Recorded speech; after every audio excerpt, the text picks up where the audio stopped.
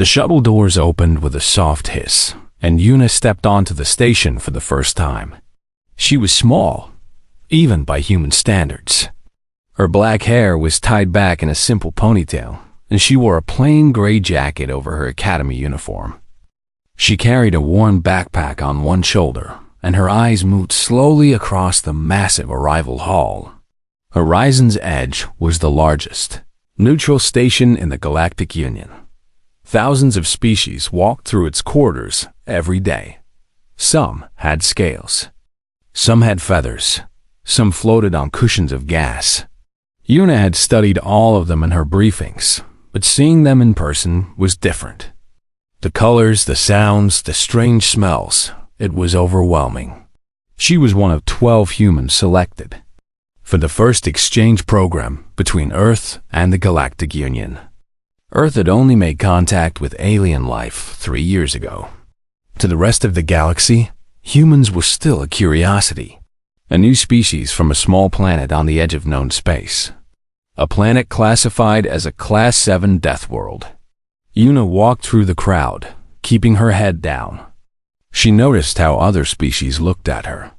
Some with curiosity, some with confusion, a few with something close to pity. "Excuse me," a voice said from above. Yuna looked up. A tall creature stood in front of her. Its skin was like living crystal, pale blue and slightly transparent. She could see light moving inside its body like slow lightning. This was a Valorian. She remembered them from her studies. They considered themselves the most intelligent species in the galaxy. "You are the human," the Valorian said. It was not a question. "Yes," Yuna said quietly. "I am Yuna. I am Talis." The Valorian looked down at her with eyes that held no warmth. "I did not believe it when they said Earth was sending students. I thought it was a joke." Yuna said nothing. She simply waited. "A Class 7 Deathworld," Talis continued. "Your planet tries to kill you every moment of every day. Extreme temperatures, poisonous plants, predators everywhere, diseases that evolve faster than medicine. And yet your species survived." Talis leaned closer. "Tell me, how did barely sapient creatures manage that?" Yuna felt something stir inside her, something old and patient. But she pushed it down and kept her face calm. "We got lucky," she said softly. Talis made a sound that might have been laughter. "Lucky, yes, that must be it." The Valorian turned and walked away without another word. Yuna watched Talis go. Her expression did not change. She found her assigned quarters on the 47th level. The room was small but clean. A bed, a desk, a window that looked out into the stars. She set down her backpack and sat on the edge of the bed. For a long moment, she did nothing. She just breathed. Then she heard a knock at her door. When she opened it, she found a massive creature standing in the hallway. It had 4 arms, gray, skin covered in thick plates, and a face that looked like it was carved from stone. But its eyes were gentle, and it held a small plant in one of its lower hands. "Hello," the creature said. Its voice was deep but kind. "I am Run. I am your neighbor. I brought you a welcome gift." Yuna looked at the plant. It had purple leaves and tiny white flowers. "Thank you," she said. Run smiled, which made his stone-like face crack in unexpected ways. "I saw what happened in the arrival hall. Talis is not kind to anyone, but especially not to new species. Please do not judge all of us by that one." Yuna took the plant carefully. "I will not." "Good." Rune nodded. "If you need help finding your classes or understanding the station, please ask me. I have been here for 2 years. I know where everything is. That is very kind of you."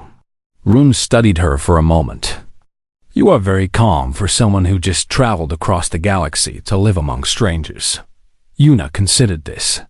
"I have been in strange places before." Something in her voice made Rune pause, but he did not ask more questions. He simply nodded and returned to his own quarters. That night, Yuna could not sleep. She lay in bed, and stared at the ceiling, listening to the hum of the station around her. Thousands of aliens living and working and studying, all packed into this metal structure floating in the void.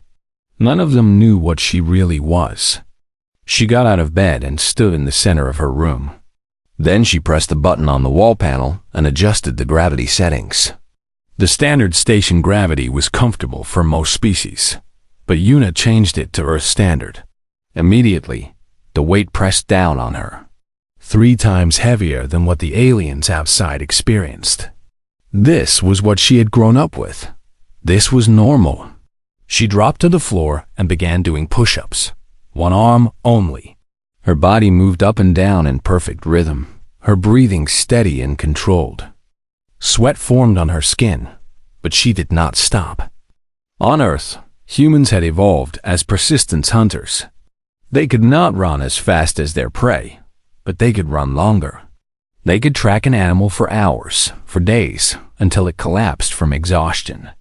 They could survive injuries that would kill other predators. They could adapt to any environment, eat almost anything, and keep going when all logic said they should be dead. The galaxy thought humans were weak because they looked soft. No claws, no armor, no venom. But Yuna knew the truth. The most dangerous things on Earth had never needed any of that. After 200 push-ups, she switched arms and did 200 more. Then she moved to other exercises, stretches, balance work.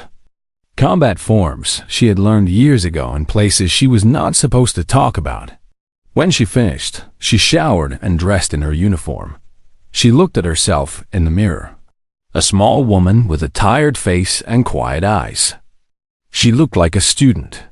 She looked harmless. That was exactly the point. The sun simulation on the station began its morning cycle, filling the corridors with soft golden light. Yuna picked up her backpack, stepped out of her room, and walked toward her first class. Somewhere deep inside her, the Predator watched and waited. The xenobiology classroom was shaped like a bowl, with seats rising up around a central platform. Yuna sat near the back, where she could see everyone. This was habit. She did not like having people behind her. The instructor was a Keleth named Veth. The Keleth were an ancient species that looked like spiders made of smoke and shadow. 8 legs, 8 eyes, and a voice that seemed to come from everywhere at once. Today, Veth said, we will discuss Deathworld classifications.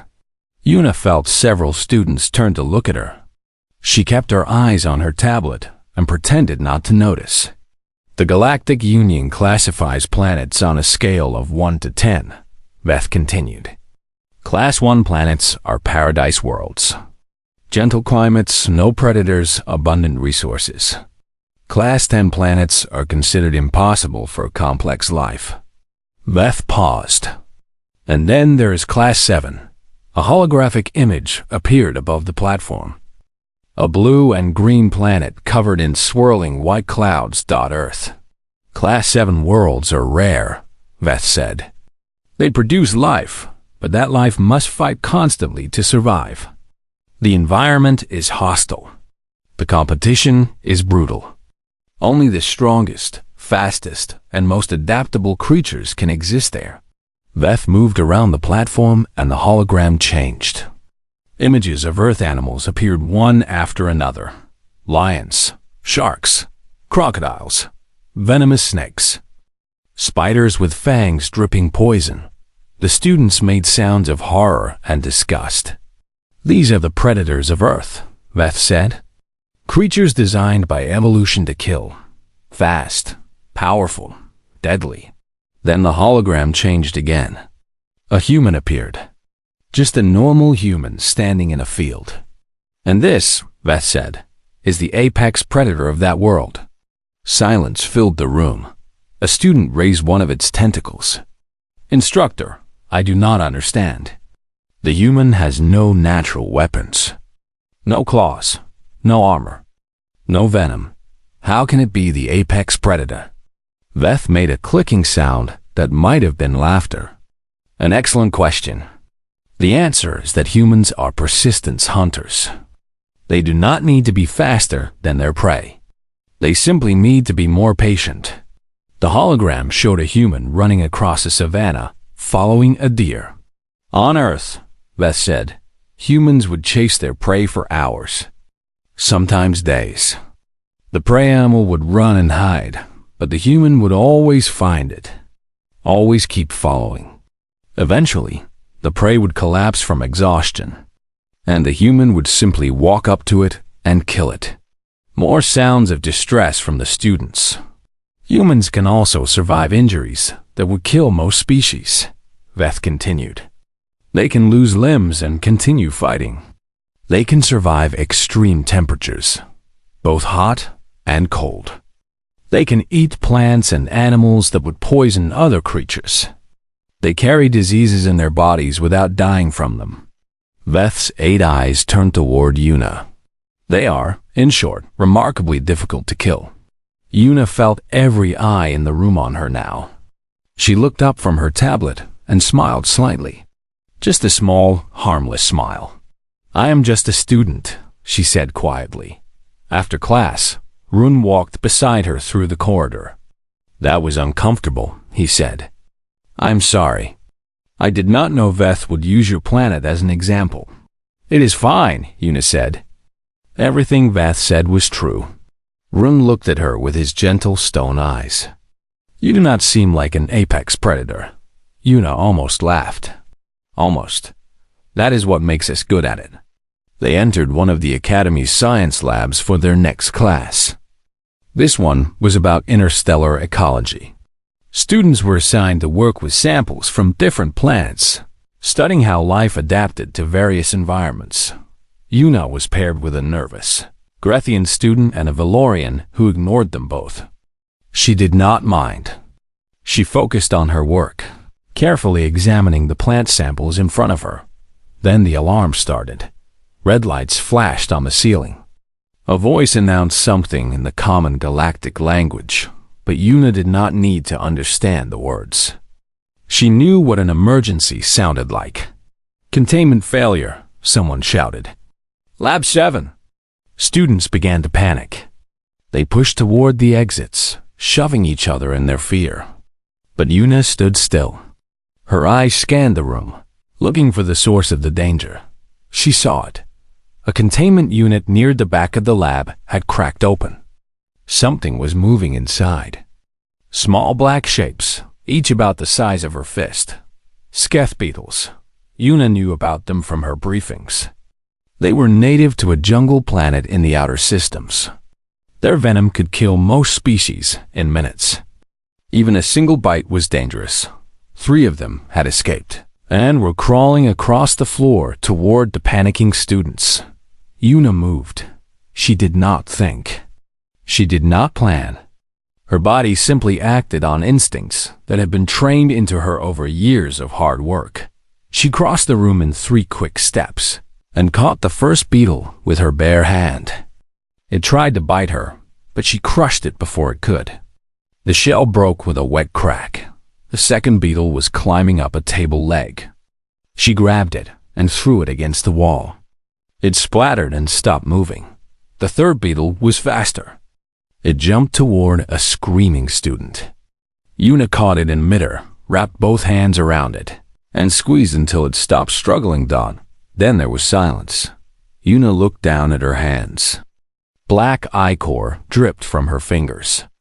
The dead beetle's legs still twitched slightly. Everyone was staring at her. Rune's mouth was open. The nervous Grethian had fainted.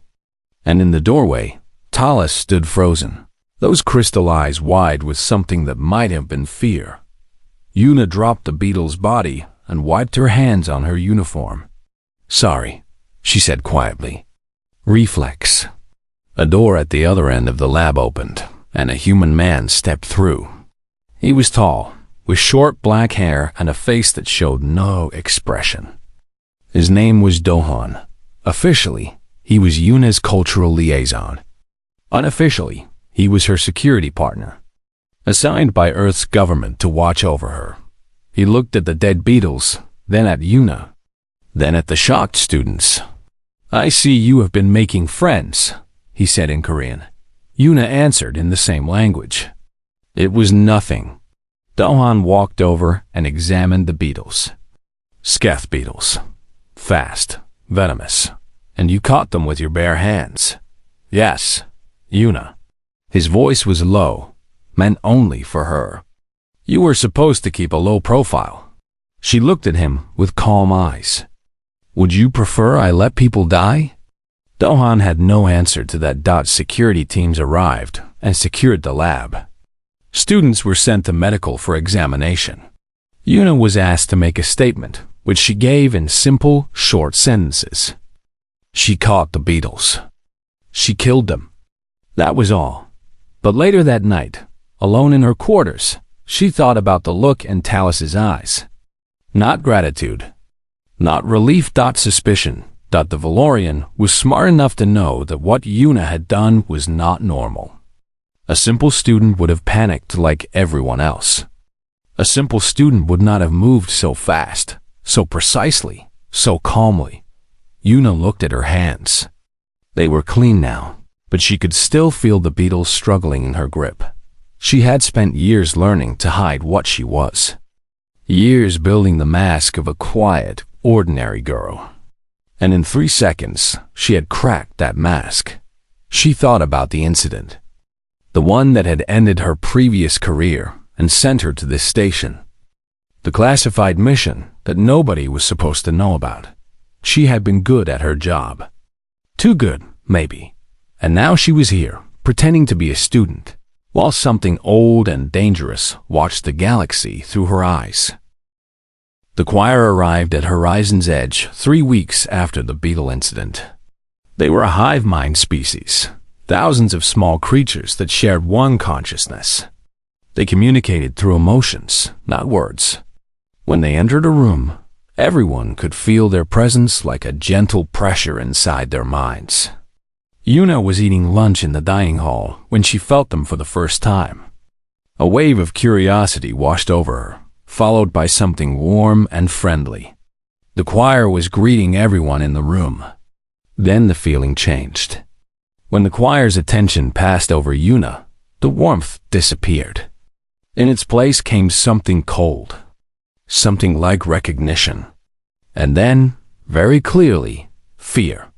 The choir's physical bodies, small blue creatures that looked like floating jellyfish, suddenly moved away from her. They flowed to the other side of the room and stayed there, clustering together as if seeking safety in numbers. Everyone noticed. Run set down his food and looked at Yuna with concern. What was that? I do not know, Yuna said. But that was not entirely true. Over the next few days, the situation became worse. The choir refused to enter any room where Yuna was present. They would stop at doorways, their tiny bodies trembling, and then float away in the opposite direction. Rumors began to spread. The choir says there is something wrong with the human, students whispered in corridors. They say she feels like a predator waiting to strike. They say she has something coiled inside her, something dangerous. They say she is not what she pretends to be.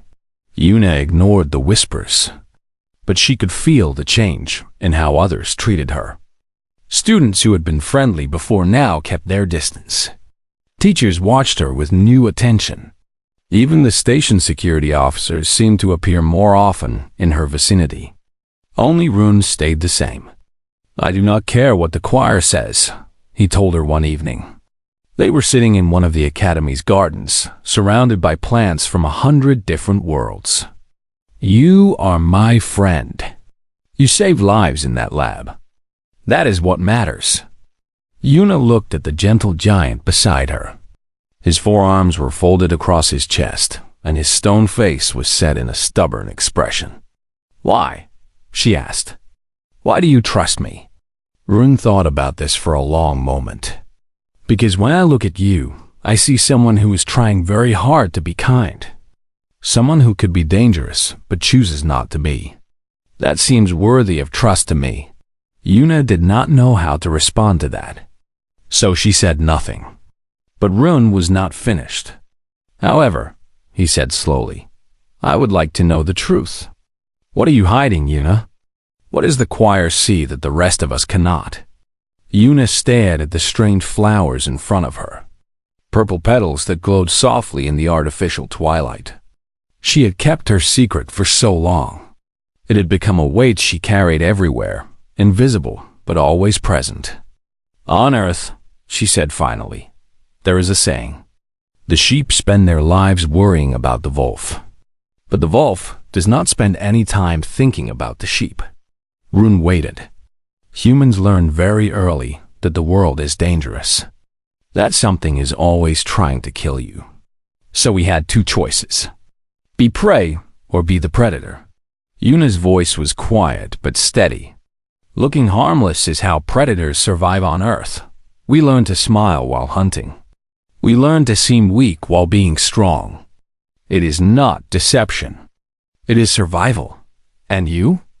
Rune asked. Are you a predator? Yuna looked at him directly for the first time.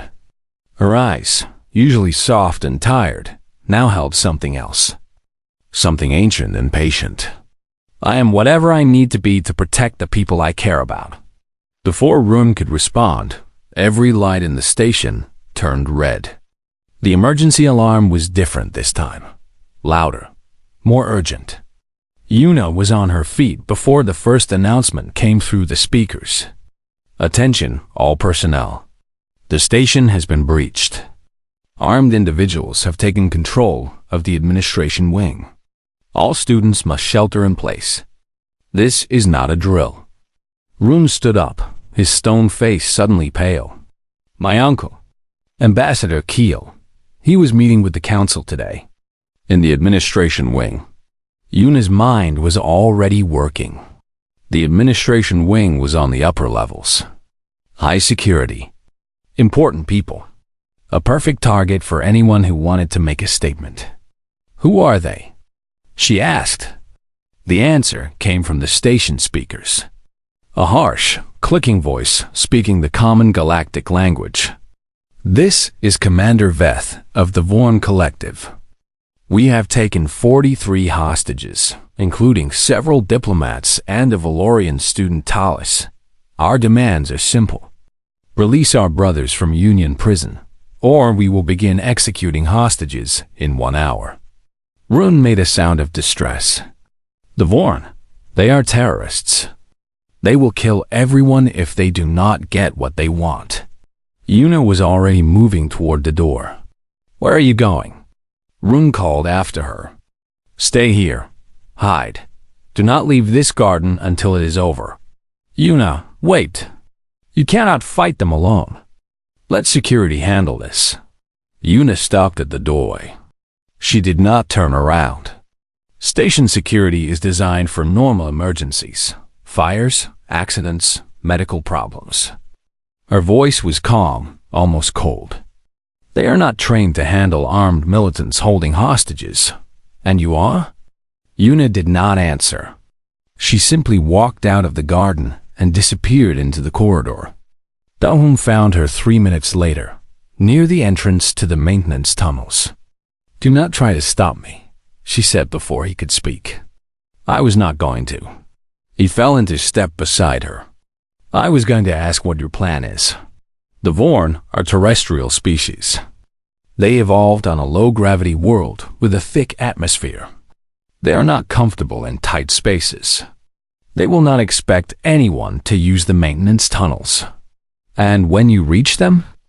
Yuna stopped at the tunnel entrance. She turned and looked at Doan with eyes that held no fear, no doubt, no hesitation. I will do what I was trained to do. Doan studied her face for a long moment.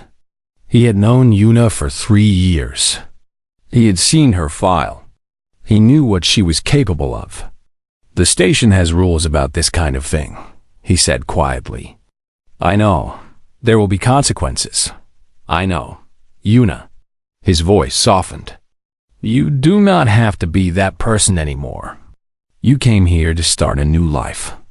To be normal. She pulled open the maintenance hatch. Cold air flowed out, carrying the smell of metal and recycled atmosphere. I tried being normal, she said, But normal people cannot save those hostages. So I will be what I have always been instead. She climbed into the tunnel and vanished into the darkness. Behind her, Dohaj the hatch swing closed. She is not rescuing them, he whispered to himself. She is hunting. The maintenance tunnels were dark and narrow. Most species avoided them because they were uncomfortable and difficult to navigate. But for Yuna, they were perfect. She moved through the darkness without making a sound.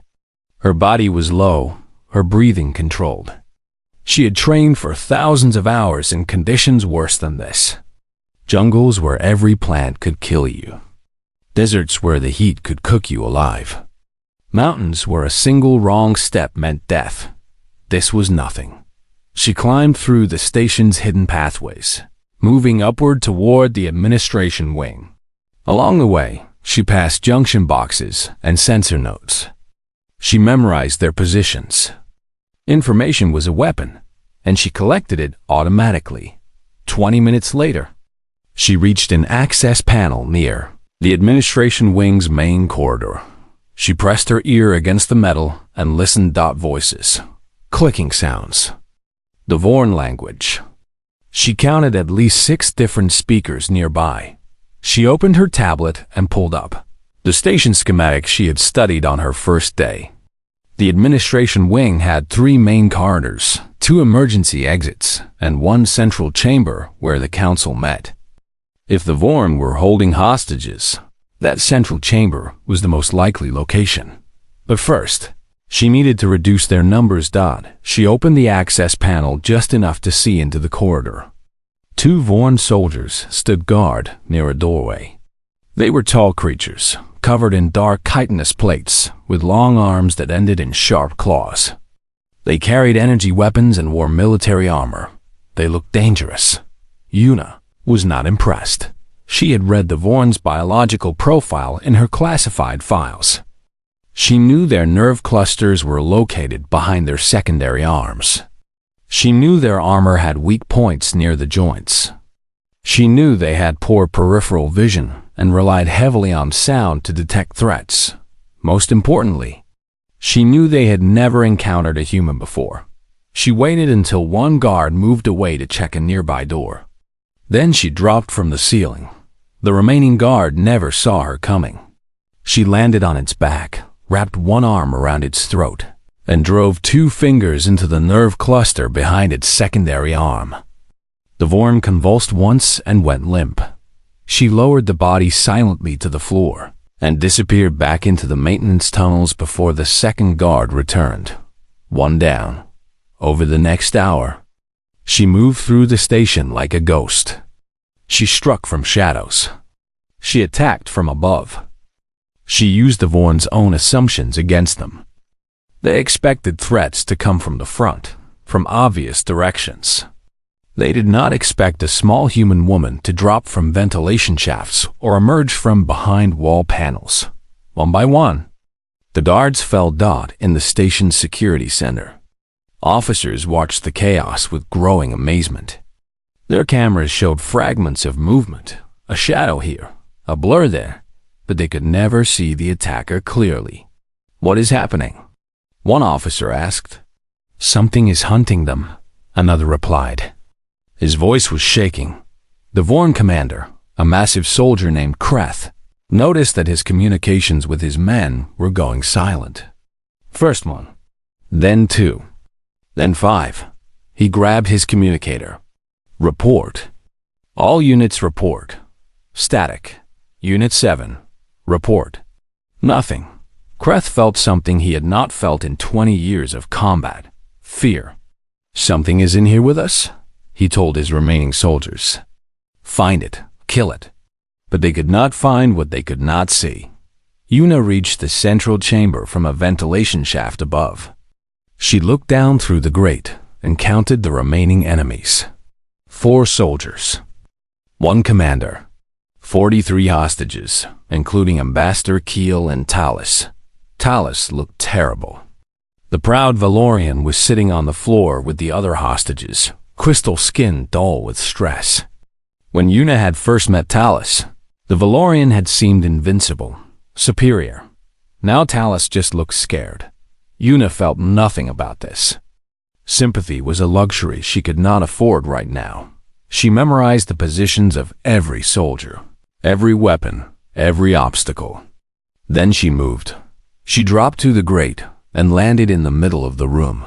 For a single heartbeat. Nobody moved. Then the soldiers raised their weapons. And Una became something else entirely. She was not fighting like a student now. She was fighting like what she truly was. A product of Earth's endless wars. A weapon shaped by millions of years of evolution and decades of human training. She moved faster than the Vorn could track. She struck harder than they expected. She targeted the weak points in their armor with perfect precision, driving them down one after another. The first soldier fell before it could fire. The second managed to shoot, but she was already somewhere else.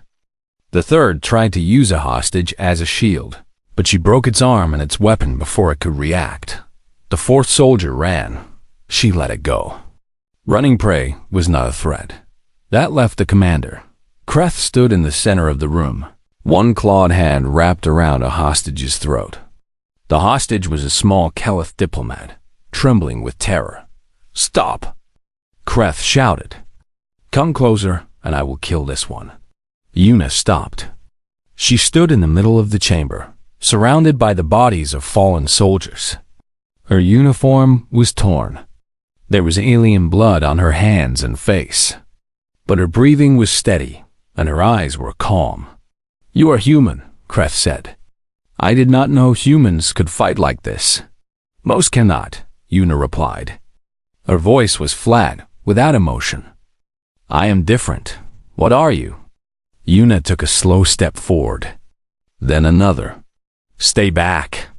Kreth pressed the weapon harder against the hostage's head. "I will kill it. I swear I will." "No," Una said. "You will not." "Why not?" "Because you are a soldier. You understand consequences." She took another step. "Right now, you are calculating your chances.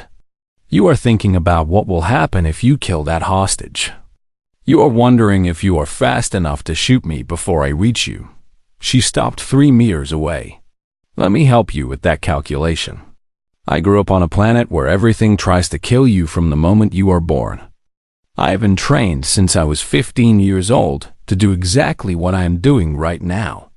I have survived things that would break your mind. Another step. If you kill that hostage, I will not stop. I will not slow down.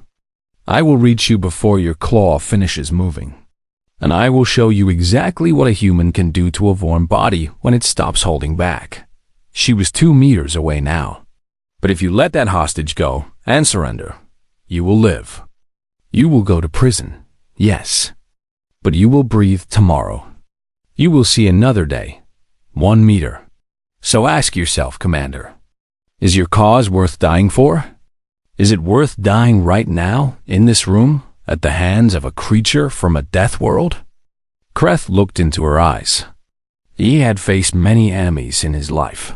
Warriors, soldiers, killers. But he had never faced anything like this. There was no anger in her eyes. No hatred. No fear. Just calm, absolute certainty. The certainty of a predator that knows it has already won. He released the hostage. The weapon fell from his claws. "I surrender," he said. Una nodded once. Then she turned to the hostages. "It is over. You are safe now." Talus stared up at her with wide crystal eyes. The Valorian's mouth opened and closed, but no words came out. This small woman. This quiet student who had seemed so timid, so ordinary. She had walked into a room full of armed soldiers and taken them apart like they were nothing. "Who are you?" Talus whispered. "Yun," looked down at the Valorian. Her face was still calm, but something flickered in her eyes. Something tired and sad. "I am just a student," she said. "Remember?" The days after the attack were chaos. Security teams swept the station from top to bottom. Diplomats sent urgent messages to their homeworlds. News reporters from across the galaxy arrived to cover the story. And everyone, everywhere, was talking about the human. Una spent 12 hours being questioned by Galactic Union investigators. She answered their questions calmly and completely. Yes, she had entered the maintenance tunnels. Yes, she had attacked the Vorn soldiers. Yes, she had acted alone. No, she did not regret her actions. The investigators did not know what to do with her. She had broken several station regulations. She had used violence without authorization. She had put herself in danger without proper support. By any normal standard, she should face serious consequences. But she had also saved 43 lives, including several important diplomats. She had stopped a terrorist attack that station security had been unable to handle. And she had done it without killing a single hostage or permanently harming any of the Vorn soldiers. In the end, they released her with a formal warning and a quiet request to please use proper channels in the future. Una accepted this and returned to her quarters. Dahon was waiting for her. Earth's government has been in contact, he said. They are very interested in what happened. I'm sure they are. They want to know if you are ready to come back, to resume your old work. Una sat on her bed and looked out the window at the stars. So many stars. So many worlds. So many species that would never understand what humans truly were. No, she said. Dawn raised an eyebrow. No? I came here to be a student. To learn. To have a normal life for once. She turned to look at him. What happened with the Vorn was necessary. But it does not change what I want. And what do you want, Una? She thought about this for a long time. I want to sit in classrooms and learn about the galaxy. I want to eat strange food and make strange friends. I want to wake up in the morning and not immediately think about who might be trying to kill me. Her voice was soft but steady. I want to be the person I pretend to be. Just for a little while. Dawn studied her face. After a moment, he nodded. I will tell them. The next morning, Una returned to class. The other students stared at her as she walked through the corridors. Some moved out of her way. Some whispered to each other. But nobody said anything directly to her face. She found her usual seat in the back of the xenobiology classroom and opened her tablet. A few minutes later, Rune sat down beside her. You came back, he said. I am a student, she replied. Students go to class. Rune made a rumbling sound that might have been laughter. After everything that happened, that is what you focus on. What else should I focus on? Before Rune could answer, someone else approached their seats. Una looked up and saw Talus standing there. The Valorian's crystal skin had regained its normal glow, but something in those eyes was different, softer, less arrogant. May I sit here? Talus asked. Una and Rune exchanged a glance. Then Una nodded. Talus sat down in the seat on her other side. For a long moment, nobody spoke. I have not thanked you, Talus said finally. For what you did.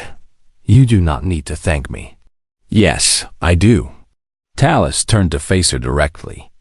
I was cruel to you when you first arrived. I called humans barely sapient. I treated you like you were lesser than me. And when I needed help, you came for me anyway. Una thought about this. I did not come for you specifically. I came for everyone. I know. That makes it worse. Talus made a sound that might have been a sigh. I have spent my whole life believing Valorians are the most advanced species in the galaxy. The smartest. The best. And then a small human woman walked into a room full of armed soldiers and made them all look like children. I had training, Una said, and experience. It was not about species, perhaps. Talus paused. But I think it was also about what you are. What Earth made you. Class began before Una could respond.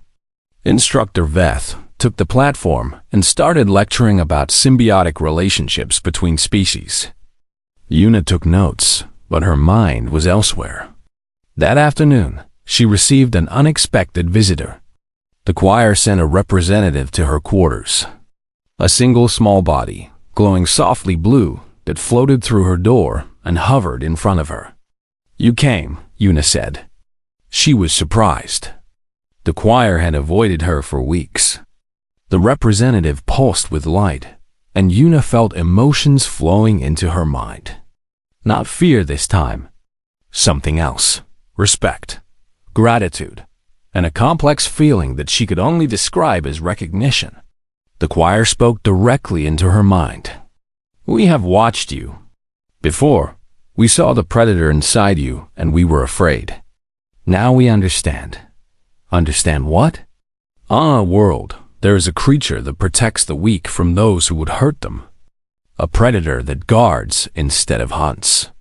We call it sacred. The representative floated closer. "You are like this creature. The danger we sensed was real. But it is not aimed at us. It is aimed at those who threaten the ones you protect." Yuna did not know what to say. "The predator that protects is sacred among our memory," the choir continued. "We will not avoid you anymore." The representative floated back toward the door. But before leaving, it pulsed one more time with warm, golden light. "Thank you for saving our students. They were among the hostages." Then it was gone. That evening, Yuna met Rune in the garden where they had talked before the attack. The strange flowers still glowed purple in the artificial twilight. "I have a question," Rune said. "Something I have been thinking about since everything happened. Ask, which is the real you? The quiet student I met on your first day? Or the hunter who walked through armed soldiers like they were nothing?" Yuna looked at the glowing flowers. She thought about Earth, about her training, about all the things she had done and all the things she had chosen not to do. "Both," she said finally. "Earth taught us to be both. The wolf learned to guard the sheep, but it never stopped being a wolf." Rune considered this. "That sounds lonely. Sometimes it is." Yuna looked at her friend. "But not always. Not anymore." Rune smiled his cracking stone smile. "Good." A week later, a new group of students arrived at the academy. Yuna watched them from across the dining hall. Fresh faces. Nervous expressions. Just like she had been when she first arrived. One of the new students, a young Kelith, pointed toward her table and asked an older student something. The older student, a Valorian, who had witnessed the attack, leaned in and whispered a response. Yuna could not hear the words, but she could guess what they were. The new student's eyes widened. They looked at Yuna with a mixture of fear and fascination. Yuna smiled at them. Just a small, harmless smile. Then she returned to her meal. Rune laughed beside her. "You enjoy this. I do not know what you mean." "You do. You like that they are scared of you." Yuna took a bite of her food and said nothing. But there was a slight curve at the corner of her mouth. Outside the window, the stars burned cold and eternal. Somewhere out there, on a small blue planet called Earth, billions of humans lived their ordinary lives. They went to work. They raised families. They laughed and cried and loved and died. And they had no idea that one of their own was sitting in an alien cafeteria, wearing a student uniform, carrying the heart of a predator behind her quiet smile. The deadliest predators, after all, are the ones you never see coming. Yuna finished her meal, picked up her backpack, and walked to her next class. She looked like a student. She moved like a student. She smiled like a student. But deep inside, the wolf was always watching, always waiting, always ready.